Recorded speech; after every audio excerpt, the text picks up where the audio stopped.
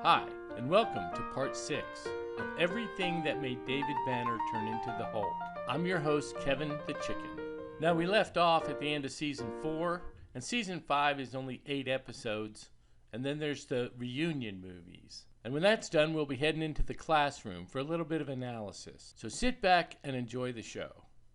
Number 145, thrown down the stairs by two guys in Hawaiian shirts. Number 146, beat up in a parking lot by two guys in Hawaiian shirts.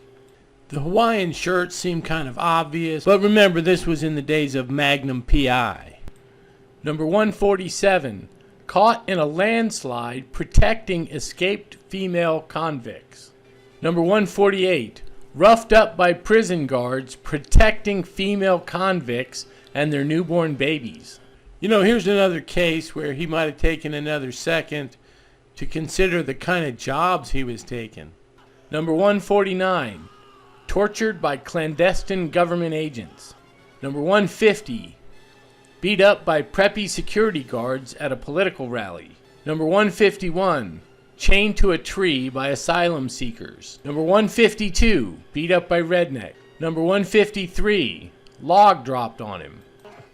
Number 154, taken captive and forced to fight in an Old West type saloon.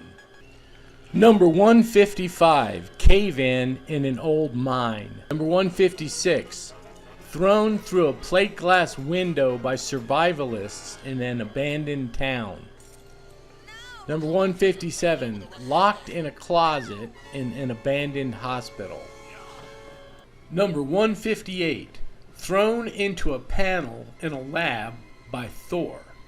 Now it's weird, just this big open panel the size of a wall. There's no mesh or warning signs or anything. It's just a big open panel, and Thor just shoves him into it, and the whole thing just catches fire, and they get shocked and thrown back 10 feet.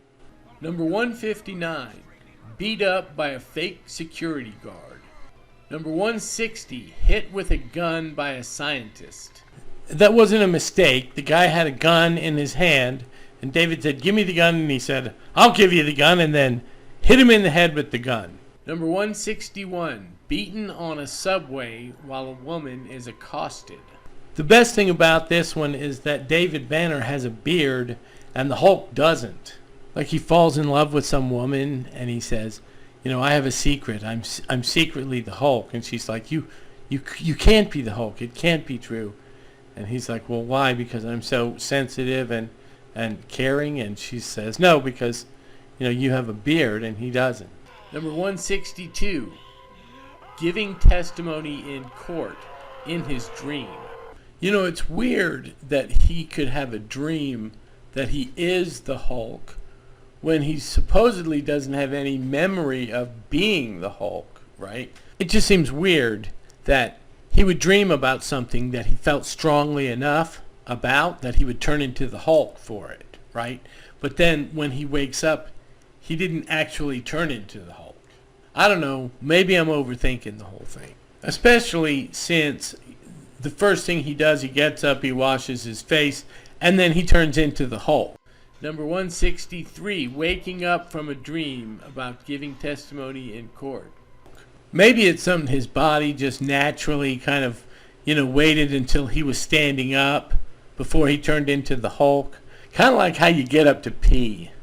Although it does seem like every single other time he's had dreams about turning into the Hulk, he actually has woken up turning into the Hulk. Although this is the second reunion movie, so it's been like 12 years. So maybe it's his age. Maybe he just doesn't, have it going on like he used to. Number 164, watching Daredevil get beat up. Number 165, hooligans in an alley. Number 166, lasers. Number 167, crushed between two tractor things. Number 168, running down an airport runway to save his girlfriend. So that was every time David Banner turned into the Hulk. So what I did was, I took the list of descriptions of each incident, I created a second list of attributes here, and I created a database here to count the number of times that each one occurred. For instance, there are 71 incidents of needless cruelty, which if you look here, it's people that beat him up for no reason, or people that want to kill him, but instead of just killing him, they feed him to sharks or set him on fire or crush him in a car or something that just is way too cruel. There are 64 instances of hooligans, rednecks, bullies, or drunks. They're like low-level criminals or people that he sees on the street, as opposed to mobsters here who are attacking him in furtherance of a criminal enterprise. And there were 53 instances where a girl was in danger, but only 37 where a guy was in danger. So now that you have the gist of what the categories are, let's take a look at a couple of them. This is one of my favorites, something common that everyone would just do every day, like where he's trying to walk up the stairs or running down the hallway and keeps tripping over everything. Doesn't have change for the payphone. Riding a children's ride. Getting his jacket stuck in a printing press. Many of these are phone related or car related, but they're all just things that you'd think he would have a handle on by now. Now this is the other category. Did it make things worse? Did turning into the Hulk make things worse for him? These are things like when he wakes up from dreams, or he's stuck in small spaces, or sinking in quicksand, or the very worst one, having to land a 737 with no experience. This is the only time when he turns into the Hulk because he has to do something that he doesn't know how to do.